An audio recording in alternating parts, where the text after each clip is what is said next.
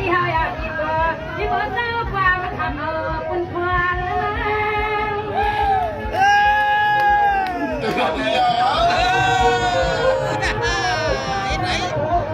ร้อยแก้มหนา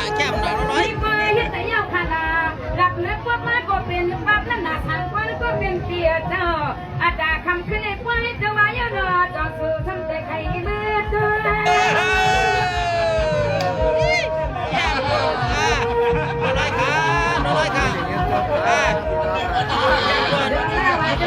พี่สองหนูเมื่อกี้ซี่ก็ตัวค่ะน้องไว้ที่วัดท่าขนาดได้เชียงใหม่ค่ะ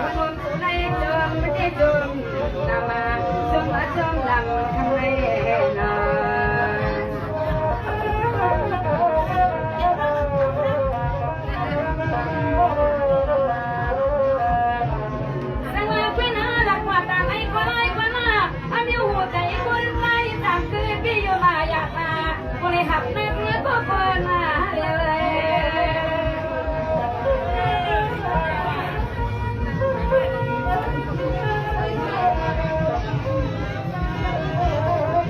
สมัยกันสังควันพิธีบ้าแควนสำคือการเห็ดไม่มีเฮินเขียวการมานุ่งแดงเสียคนเขียวติดลีมาหงก้อนสังควันติดกวนเดียวเลยหาโลในหมอซ้อกว่าไม่กันกว่า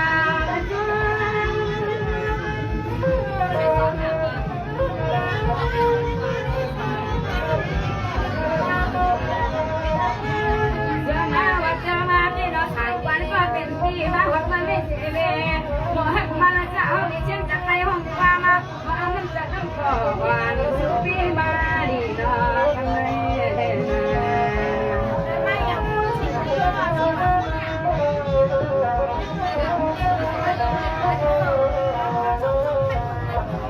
สมัยนี้ก็ติดใจสังกัดก็ตีละกันหลังน้ำคำดาว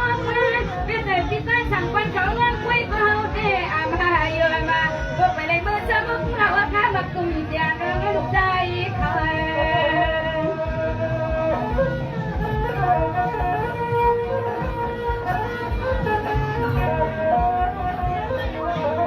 ไอ้เมื่อพ่อละดูเยอะเลยไอ้ใหญ่ก็อำดูอายุก็อำตาหน้าชิดหน้าชอบไปเลยชิดไปที่ขนาดอะไรเด็กก็อำฮัตตลักอาคุณอาวาที่เมื่อเช้าฟังก่อนตลักอาณาไอ้ความปีเลยเนาะไอ้ค่ะ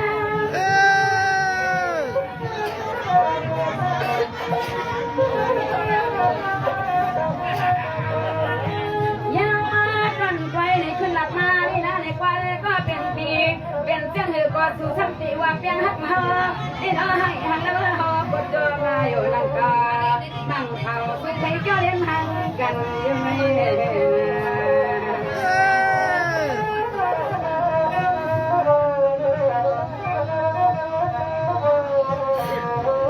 เจ้าค่ะพอเจ้าผู้ว่า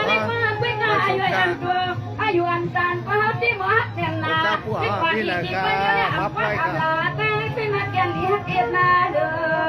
เพียงหลวงวันกาดอกครับเพียงหลวงกันดอก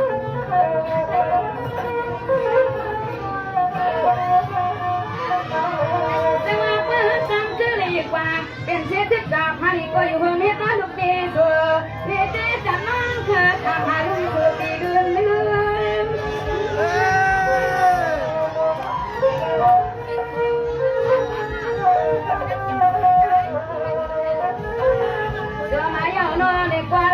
เป็นปีมีน้ำใจเนาะมันหัดนากันก็ได้เนาะหักกันเจ้าเงินใครจะวางสู่ก็มาใจยังจะเฮียเชี่ยวจะใจก็น้องฟังที่ใจที่คอก็ไปฟังตันยายาน้ำตาได้เล่นก็นาขึ้นปีนขึ้นนัดมาบันเฮนะอีกครั้งใจสั่งวันนั้นเลยหักกันสั่งในของเนี่ยเอาอยู่ก็วันก็มือเนี่ยหักกันไม่รับคนผักเป็นลูกหลายๆเป็นใครเอาสั่งวันเลยเสียงอะไรกว่าน้องไม่เอาไว้ใจนั่นน้องหันหน้าการเห็นขึ้นใหญ่ไม่ชูจุดว่าควานก็เป็นลูกน้ำก็ดูซ้ำต่อตาหายาจังประดังแรงเลยใจรถนาทีเรียกเก่งแค่ชุ่มมากว่ะเฮ็ดมาลงกันตะลงตะล้างให้มาลำเป็นชา ดีนะข้าผู้ควายอุ้งข้าบันดีมาตาละกวนชายในคำว่าให้กุลิเบียโยกามวลกี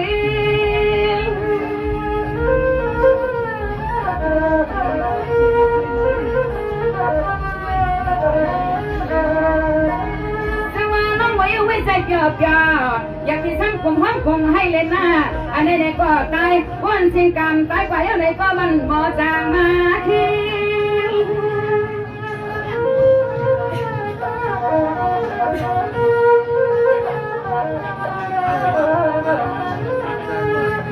ดีนาโหดีเลยเป็นจังไรเยอะกว่าละเลยเป็นจัตากว่าละหนึ่งจัดหนึ่งป่าเลยเป็นเส้นเงินกดติเลยยันผักกาเมื่อมีบุกลังกดติกาติเลยวางเอาไว้ตามยาลาเสียงในก็อ่อนจำไม่ต้องนางมวยเสียในนา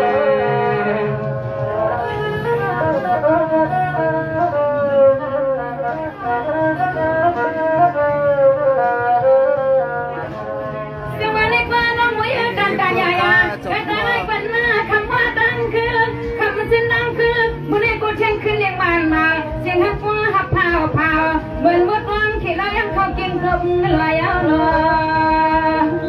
ใส่หลอดเด็กชาชูมาด้วย ใส่หลอดเลยเนาะอร่อยไปเด็กก็อยู่นี่อยู่ในกาคิเลียคนเนี้ยอยู่ในกาคิเลียคนนี้เสียงห้องป่าห้องมาตีพูดเสียงอ่ำหวานว่าอะไรก็ปวดจีกวายเขามีบ่ซ้ำฟังตีว่าโยตีว่า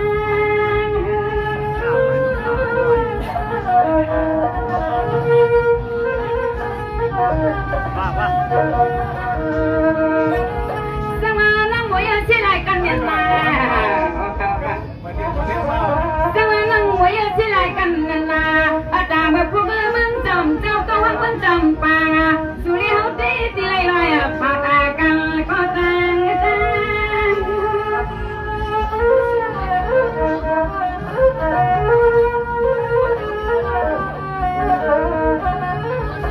เสียงเล็กนางก็วางก่อนจางน้องเงาเสเลขึ้นละจูปีใจรถเขาว่ามีดีเลยค่ะอันคำขึ้นเลยนะข้าปันเสียงกันนะให้เขาข้ามีข้อความมันกะลาปันปีใจรับเบิ่งถึงในเวนา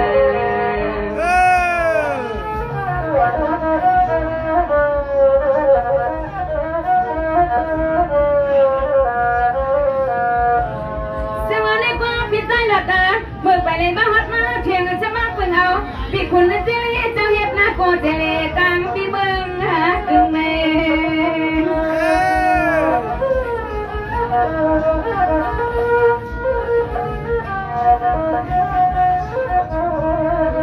ซึ่งวันนี้เคยเอาพี่ใจรถเรานั่งดูโบเราห้ามพังพี่ไปเลยบ้าฮัดมาเทียงอ่ะเสียงสักคนเสียงเงินสู้แค่ปานนา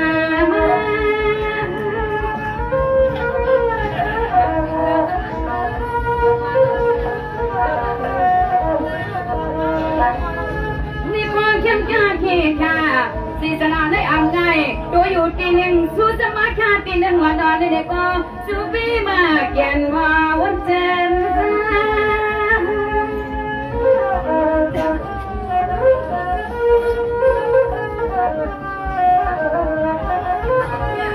สัมตีเลยยาหกกันเมื่อไรหนึ่งปีใจรอดปีสวัสดีเลยขายาบอกว่าดูเหลียวเล่ก็เลยมาใจกังเสล่